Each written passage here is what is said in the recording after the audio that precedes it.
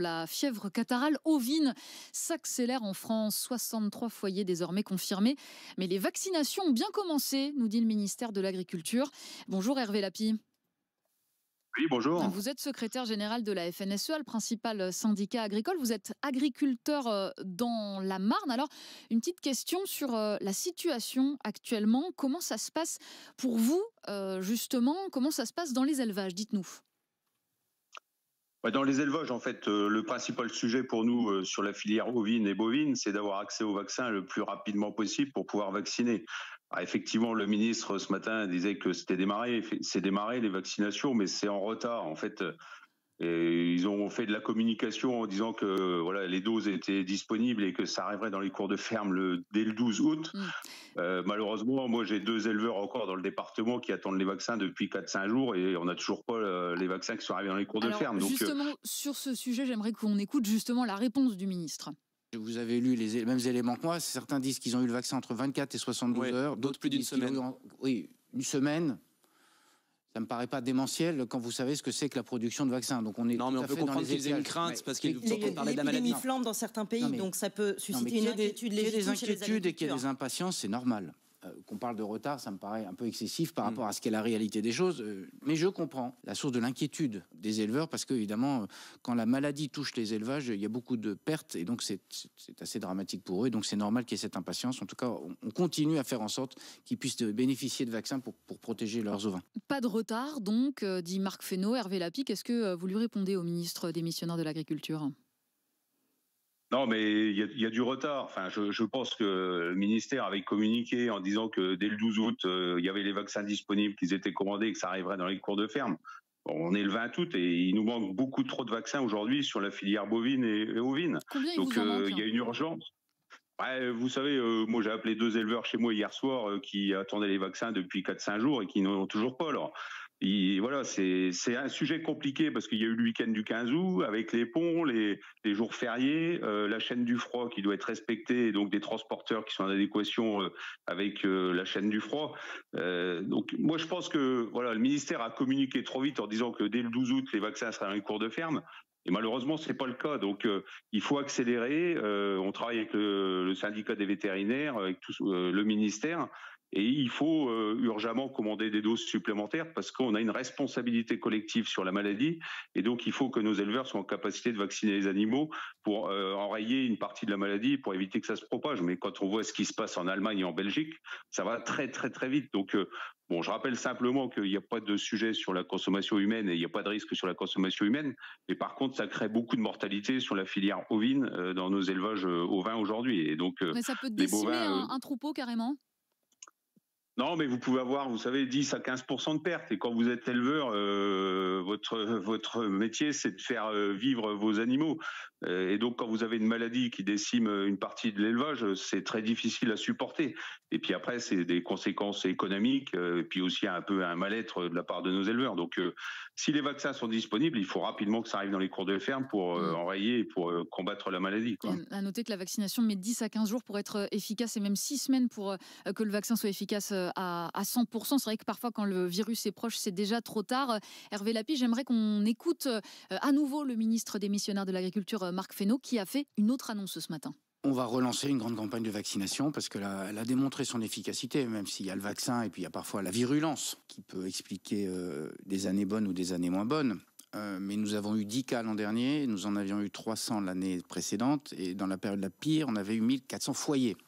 On va commencer comme l'an dernier et à date à partir du 1er octobre avec une prise en charge en partie par l'État. L'an dernier, nous avions pris en charge à hauteur de 85%. Ça avait coûté 100 millions d'euros. Ça avait coûté 100 millions d'euros la vaccination, la campagne complète, sachant qu'il y a le vaccin et puis il y a le suivi vétérinaire qui est assez lourd. Et donc, on va recommencer cette année avec une prise en charge qui sera à hauteur de 70%. Pourquoi moins ? Parce que il faut que dans le temps, ça puisse être pris en charge par la filière. On ne peut pas en permanence faire appel à l'État. Je rappelle que sur la grippe aviaire, l'État a pris en charge pour près d'1 milliard d'euros. 1 milliard d'euros.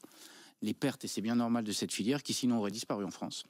Là, on est dans une phase de vaccination en espérant qu'en faisant baisser la prévalence de la maladie en faune domestique, si je peux dire, ça permettra petit à petit de réduire la pression sur les élevages et sur les éleveurs. Hervé Lapie, secrétaire général de la FNSEA, vous avez entendu le ministre démissionnaire de l'Agriculture, Marc Fesneau, qui explique donc que le gouvernement va lancer une nouvelle offensive sanitaire contre l'épidémie de grippe aviaire. Est-ce que ça vous rassure, sachant que, on l'a entendu aussi, la vaccination sera donc moins bien prise en charge par l'État? Oui, je pense que voilà, c'est comme la filière catarrhalovine, la grippe aviaire, il faut enclencher le processus de la vaccination sur les canards. On l'a déjà fait l'année dernière, c'était plutôt efficace, donc il faut continuer. Et je pense que pour un éleveur, moi qui suis éleveur, vous savez, le sujet sanitaire, c'est essentiel. On a le sujet économique, mais on a le sujet sanitaire. Quand nos animaux sont en bonne santé, en général, derrière, c'est plus facile pour nous pour gérer nos élevages. Donc, il faut enclencher la vaccination sur la partie grippe aviaire avec, malheureusement, un pathogène hautement transmissible aujourd'hui qui arrive sur les oiseaux sauvages. Donc vous êtes plutôt il faut accélérer. de ce qu'a Après, la annoncé le prise en gouvernement. charge. Comment ? Vous êtes plutôt satisfait de ce qu'a annoncé le gouvernement par rapport à ça? Donc oui, il faut accélérer. Maintenant, il faut qu'on discute avec eux sur la prise en charge. Et vous connaissez toutes les difficultés qu'on a en ce moment dans un gouvernement démissionnaire où les réponses se font attendre. On a des réponses, on n'a pas de réponse en fait à nos questions. Et quand le ministre dit on va baisser la prise en charge, on aimerait bien discuter avec lui parce qu'il y a un moment donné, il peut pas décider tout seul et il faut effectivement que la filière, que les organisations économiques puissent se réunir et puissent trouver la solution et le compromis acceptable. Mais en ce moment, c'est quand même compliqué pour nous, quoi. Une question, Hervé Lapie, très rapidement.